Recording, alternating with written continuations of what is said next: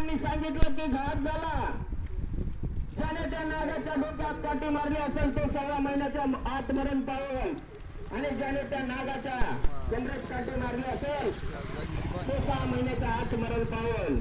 आणि त्याच पद्धतीनं बाळूमामांचे दोघं भाऊ, ज्याने त्या नागाच्या डोक्यात काठी मारली तो 6 महिन्यात मरण पावला, आणि ज्याने त्या नागाच्या कमरेत काठी मारली तो 6 महिन्याच्या आत मरण पावला. त्यानंतर बाळूमामा त्या जागेवर गेले. त्या जागेवर गेल्यानंतर बाळूमामांनी ते दृश्य बघितलं आणि आपली बहीण होती गंगू, त्या गंगूला सांगितलं की इथून पुढे त्याचं भविष्य वाढणार नाही. पण त्या गंगूला माहिती होतं या बाळूचा शब्द म्हणजे हा खरा ठरतो. म्हणून त्या गंगूने बाळूला सांगितलं, अरे बाळू मला शाप दे नको शाप दे. त्यावेळेस बाळूमामांनी सांगितलं